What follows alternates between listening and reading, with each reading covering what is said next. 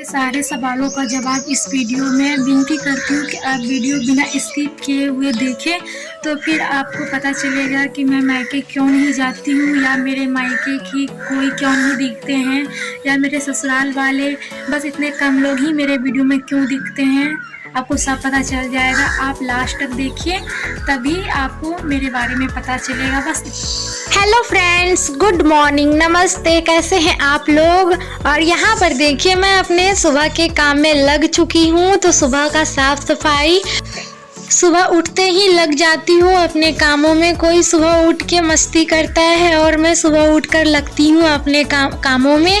तो यहाँ पे मैं अपने रूमों में, मतलब बल्कि अपने रूमों में क्या, पूरे घर में मैं झाड़ू लगा लेती हूँ। इधर मैंने अपने रूमों में लगा लिया, फिर उसके बाद मम्मी का रूम, और फिर यहाँ पे बरामदे पे। तो बस यहाँ पे साफ सफाई हो रही है मेरी सुबह की। तो जैसे ही पूरा घर में बस झाड़ू दे देती हूँ, फिर उसके बाद मैं पोछा करूँगी पूरे घरों में। तो बस इसी तरह शुरू हो जाता है मेरा मॉर्निंग का काम और मॉर्निंग रूटीन। तो देखिए बस मेरा मॉर्निंग रूटीन बस इसी तरह से है। और बस झाड़ू देने के बाद आ गई हूँ बस पोछा लगाने के लिए। तो बस इसी तरह करके, जिस तरह मैं पूरे घर में झाड़ू दी, उसी तरह करके पूरे घर में पोछा भी लगा लूँगी। बस पोछा देने, और आप लोग कहते हैं ना कि दीदी आप बाल्टी चेंज कर दो, और आप इसी से पोछा भी करती हो और इसी से कपड़ा भी धुलती हो। तो पहली बात आप लोग सुन लो यार, जैसे मेरा ये ससुराल है, जैसे यहाँ के लोग रखेंगे वैसे ही मुझे रहना पड़ता है। और ये मेरी बस पे नहीं है कि मैं ये चीज़ बदल दूँ, वो चीज़ बदल दूँ। तो सब मतलब अपने हिसाब से नहीं चलता है। आप लोग जो बोलते हैं ना कि इसी से मतलब सारे काम मत किया करो, तो मिडिल क्लास फैमिली है, मिडिल क्लास फैमिली में ऐसे ही होता है। बस किसी भी तरह साफ़ सुथरा रखना है, ये नहीं देखा जाता है कि मैं क्या चीज़ से क्या कर रही हूँ। तो अब मेरे घर में क्या, आपको बहुत सारे ऐसे मिडिल क्लास फैमिली में मतलब देखने के लिए मिलेगा। और पता है ऐसे सवाल कौन करते हैं, जो मतलब मेरे से थोड़ा बेटर हैं, जिसके पास हर चीज़ की सुविधा हो, फिर वही ऐसे सवाल करते हैं। नहीं तो जो मिडिल क्लास फैमिली से मेरी वीडियो देखते हैं तो वो मेरे से ऐसे सवाल नहीं करते हैं। और फिर देखिए साथ ही मैं आ गई थी मतलब किचन में, किचन का भी सफाई हो गया। फिर उसके बाद यहाँ आ गई थी बरामदे पे। यहाँ पे भी ना मैं थोड़े से पानी से पोछा, मतलब पूरा पानी से झाड़ू दे दूंगी, क्योंकि ना यहाँ पे काफ़ी ज़्यादा ना गंदा सा हो रहा था, इसलिए सोचे कि यहाँ पे भी पानी दे ही देती हूँ। और देखिए बस ये सारे काम हो गए थे मेरे घर के ख़त्म। तो आज मैं ना सारा कपड़ा धुलूंगी। तो यहाँ जितने भी बेडशीट वगैरह है ना, सब मैं निकाल देती हूँ धुलने के लिए। तो ये सारे धो दूंगी ना, क्योंकि मेरा उपवास भी आने वाला है, थर्सडे आने वाला है। तो पहले सफाई हो जाएगी ना, तो थोड़ी सी मतलब परेशानी कम हो जाएगी। और तो पहले मेरा रूटीन संडे को था, मैं संडे को ही, सप्ते में संडे को पूरे घरों की साफ़ सफाई तो मैं रोज़ करती हूँ। बट कपड़े जो है ना, बेडशीट, ये सप्ते में एक बार संडे को मैं धोती थी। और जब से मैं उपवास रखने लगी हूँ ना, तो मुझे वेडनेसडे को ही धोना पड़ता है। और यहाँ पर देखिए मैं थोड़ा देर पहले आप देखे कि मैं कपड़ा गोती, वो सारे कपड़े मैं फूलने के लिए देकर आ गई थी किचन में चाय बनाने के लिए।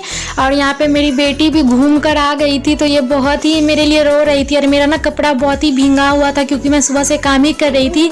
तो मैं काम करते करते ना मेरे साड़ी जो है ना भींग ही जाते हैं। तो इसलिए फिर यहाँ पे ना बाबू को, सबको घर में चाय दे दिए। तो यहाँ पे बाबू देखिए अपना मस्ती कर रही है। और उसके बाद मैं चली जाऊंगी। सारे मतलब जितने भी कपड़े मैंने धुलने के लिए रखा था ना, तो मैं सारे कपड़े धो चुकी थी। और यहाँ पे मैं इनको बोली कि थोड़ा चलिए छत पे पहुँचा दीजिए, काफ़ी ज़्यादा भारी हो गया था। और यहाँ पे ना जो साड़ी वगैरह सब पहने थे ना, वो सारे साड़ी सब भी आज मैं धो दी। और काफ़ी अच्छा धूप था, ऐसा लग रहा था बहुत जल्दी 1 घंटा तक में मेरा कपड़ा भी सूख जाएगा। तो मैं सारे कपड़े धो दी थी। तो ये बस यहाँ पे कपड़े, और पता है मेरे घर पे वॉशिंग मशीन नहीं है, मुझे ऐसे ही धुलना पड़ता है। और पता है मतलब अगर मेरे पास पैसे भी आएंगे तो मैं वॉशिंग मशीन कभी नहीं खरीदूँगी, क्योंकि वॉशिंग मशीन से क्या होता है ना कि मतलब सारे चीज़ अब तो मशीन से ही होने लगी है। और फिर शरीर को आराम मिल जाने के बाद बॉडी में कितने सारे तकलीफ हो जाते हैं, इसी वजह से करती हूँ। बहुत अच्छे होंगे। और अभी मैं घर के सारे काम से मतलब सारे काम हो गए ख़त्म, और मैं बिल्कुल भी देखिए नहा धो के हो गई हूँ रेडी। तो मैं किचन में जो भी काम है उसे निपटा लेती हूँ, फिर आप लोगों से मिलती हूँ। फिर तुरंत ही सारे घर के जितने भी काम थे वो ख़त्म करके मैं मतलब मेरा बाल भी नहीं सूखा हुआ था और मैं आ गई थी किचन में। तो थोड़ा पता है ठंड भी लग रहा था। अभी तो काफ़ी जब से धूप निकलने लगी है ना तो ठंड तो कम ही लगती है, बट नहाने के बाद थोड़ा सा लगता है। और मैं तो बाल धो के नहाई थी ना, पूरा बाल भी कच्चा ही था, पूरा भींगा भींगा सा था। तो फिर भी मैं आ गई थी नाश्ता बनाने के लिए। 9 बज चुके थे। आज कपड़े वगैरह अगर धोने के लिए बैठ जाती हूँ ना तो 9 बज ही जाते हैं। तो यहाँ पे देखिए बना रही हूँ मैं काले चने की घुगनी और रोटी बनाऊंगी नाश्ते में। तो बस सिंपल सा हल्का फुल्का मसाला वाला मैं सोची बना लेती हूँ।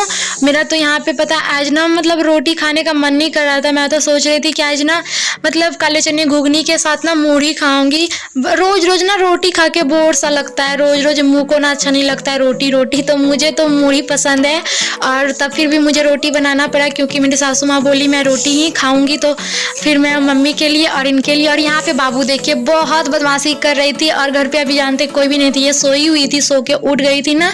तो फिर अब तो मेरे ताबा भी गर्म हो गए थे तो मैं क्या करूँ, ये सोचे कि चलो बाबू को किसी भी तरह। तो फिर यहाँ पे ना बस इसके पापा आ गए तो फिर उनको दी और फिर मैं किचन के कामों में लग गई। तो सारे काम जल्दी से ख़त्म कर लेती हूँ। मेरे तो कभी काम ख़त्म होने वाले नहीं। कभी कभी यार लगता है कि क्या बोलूँ मैं चलो हटाओ। और देखिए मतलब कहते हैं ना मजबूरी का नाम महात्मा गांधी तो यहाँ पे मेरे बन गए थे रोटी सब्जी और फिर उसके बाद ना मेरा मन कर रहा था पकौड़ी खाने का। तो मैं ना सुबह में ही चने की दाल फूलने के लिए दे दी थी। मैं सोची कि मतलब चने का ही कुछ बना लूँगी, चने का दाल का ही सब्जी बनाऊँगी क्योंकि ना सब्जी भी घर पे नहीं था, सब्जी सारी ख़त्म हो गई थी। और ना आज घर पे ही बहुत सारा काम के वजह से ना मेरे हस्बैंड जी भी बाहर मतलब बाज़ार नहीं जा सके। तो मैं बोली कि चलो घर के ही कुछ काम से चला लेती हूँ, जो भी घर में ही कुछ सामानों से काम चला लेती हूँ। तो यहाँ पे देखिए मेरे एकदम पकौड़ी बनके तैयार है। जल्दी जल्दी से आप लोग भी खा लीजिए और मैं तो खा ही लूँगी। और यहाँ पे देखिए जो कपड़े सूख गए थे ना तो मैं सोची कि चलो इसको भी बेडशीट को भी बिछा देती हूँ। तो मैं छत से ये सारे बेडशीट और ना पिल्लो का कवर, तकिया का जो कवर होता है वो लेते आई थी छत पर से और यहाँ पे मैं बिछा लेती हूँ। और फिर उसके बाद मुझे दोपहर का भी कामों में लगना था क्योंकि ये सारे मतलब नाश्ता पानी करते करते और इतने काम करते करते तो मुझे 11:30 बज ही गया था। तो इसलिए सोची कि जल्दी से मतलब 11:30-12 बजे तक मैं दोपहर का भी खाना चढ़ा देती हूँ। तो यहाँ पे देखिए मेरा बेडशीट भी और तकिया का कवर सब भी मैं लगा देती हूँ। और यहाँ पे आज आपको कम्बल नहीं दिख रहा होगा क्योंकि ना आज धूप बहुत अच्छा हुआ था तो कम्बल को भी मैं छत पे धूप में दे आई थी। और यहाँ पर देखिए मैं लग गई हूँ दोपहर के काम में।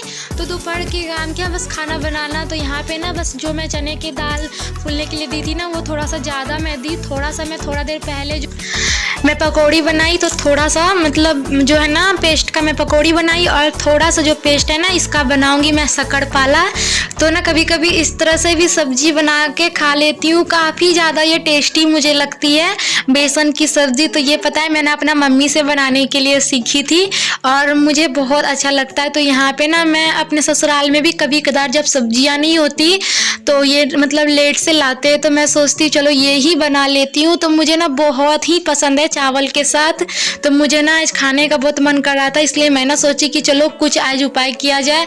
तो आज तो हरी सब्जी नहीं था लेकिन मैं सोची कि बस कभी कभी ना हरी सब्जी को छोड़ के भी कुछ अलग सा खाने में मतलब अलग ही स्वाद आता है, कभी कदार खाने के बाद अच्छा ही लगता है। और फिर उसके बाद देखिए यहाँ पे मेरी सारी पकौड़ी को तल भी ली थी और यहाँ पे देखिए बस जल्दी से मसाला को मैं फ्राई कर लेती हूँ और उसके बाद मेरी सब्जी भी जल्दी से रेडी हो जाएगी। इसमें ज़्यादा ताम झाम नहीं लगती है।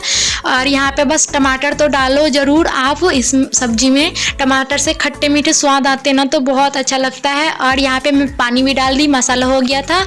और देखिए जैसे पानी में उबाल आई ना मैं वैसे ही सारे बेसन के जो तल के रखे तो वो भी डाल दी। और यहाँ पे फाइनली फैमिली अभी मेरे सारे काम भी दोपहर के ख़त्म हो गए और आज ना मैं बहुत सारी बातें करूँगी आप लोगों से। और यहाँ पे देखिए मैं बाल भी बना ली हूँ तो बस आप लोगों से आज बातें करूँगी।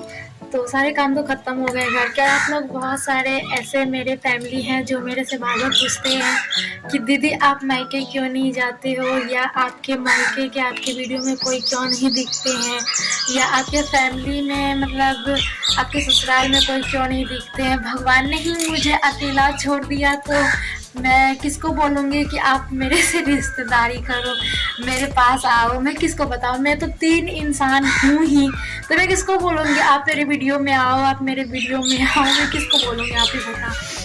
तो पहली बात तो मेरे ससुराल वाले के बारे में मैंने बहुत बार बताया है। जो मेरे नए यूट्यूबर हैं ना, बस मतलब जो मेरे नए सब्सक्राइबर हैं वही मेरे से इतना सवाल करते हैं कि दीदी आपके मतलब आपके वीडियो में कोई क्यों नहीं दिखता आपके फैमिली के। तो बस बहुत सारी बात है। तो बस हम और मेरे हस्बैंड है और एक मेरी सासू माँ और एक मेरी छोटी सी बेबी, तो बस हम लोग इतना सा ही परिवार है। और मेरे मायके मैं मायके क्यों नहीं जाती हूँ, ये भी सवाल बहुत बार आया है कि मैं मायके क्यों नहीं जाती हूँ। तो मेरी बहुत सारी वजह है मायके नहीं जाने की। पता है जब मेरी अभी शादी को 2 साल हुए हैं, तो पता है मैं 2 साल पहले ही मतलब 2 साल हुए ना शादी को, तो 1 साल में पता है मैं ना अपनी मायके कितने 6 से 7 बार चली गई 1 साल के अंदर। तो वो भी पता है मजबूरी में मैं गई, मुझे मतलब उतना वो जाने का नहीं था। बट अरे किसको शौक़ नहीं रहता है कि हाँ मायके जाऊँ, मैं मायके जाने का तो सबको शौक़ रहता है।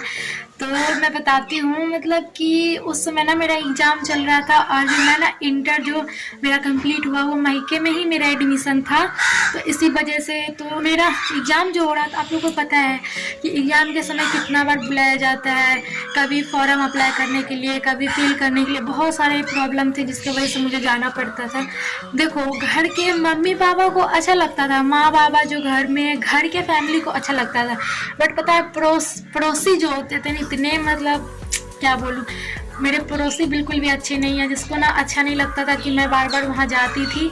तो पड़ोसन को ही बुरा लगता है और मम्मी पापा को तो बिल्कुल भी बुरा नहीं लगता है। मेरी बेटी है उससे तो खुशी होती है। एक तो साला हम लोग अपने जब मायके जाते हैं तो हम लोग जो साथ बैग लेके जाते हैं वही हर हमेशा याद दिलाता है कि मैं बस यहाँ पे कुछ दिनों की मेहमान हूँ, बस कुछ दिनों की। और पड़ोसन तो अलग से ही कहते रहती कि बार बार यहीं पड़ी रहती है, पता नहीं ससुराल में कुछ खाने को मिलता है क्या नहीं, बहुत सारी बात को फेस करना पड़ता है। लेकिन सच में एक मायके ही ऐसी जगह है जहाँ पे हम जाके अपना सारा दुख टेंशन जितना भी है वो भूल जाते हैं। यार यहाँ पे पता है मैं जहाँ पे प्रॉब्लम अपनी ससुराल में रहती हूँ सच में बहुत मेरे लिए डिफ़िकल्ट है। मेरे मायके में बहुत बड़ा फैमिली था। पहली बात तो मेरे पापा जो है वो 4 भाई थे और मैं ही खुद 4 बहन, 2 मेरे भाई हैं। तो मेरे टोटली चाचा चाची के जो भाई मतलब बेटा बेटी है सब मिला के हम लोग 12-13 बहनें हैं और भाई सब मिला के हैं। और इतना बड़ा फैमिली, और जब मैं यहाँ आई इतना छोटा फैमिली से तो मतलब बिल्कुल भी मन नहीं लगता था। लेकिन जब मैं मायके जाती थी ना तब बहुत अच्छा लगता था सबसे बातचीत करना। लेकिन क्या बोलूँ पड़ोसन के लोग ही ना इतना सवाल बोलते थे ये वो, तो इसलिए मैं नहीं जाती हूँ। मन भी करता है ना तो नहीं जाती हूँ, नहीं तो मेरा बस चले तो मैं तो मायके जाऊँ ना तो यहाँ आऊँ ही नहीं, मुझे बस मन ही नहीं लगता इस जगह पे। लेकिन अब बहुत मन लगता है आप लोगों की वजह से, क्योंकि आप लोग से जब से मैं दोस्ती की हूँ, आप लोग मेरे दोस्त बने तो बहुत मन लगता है।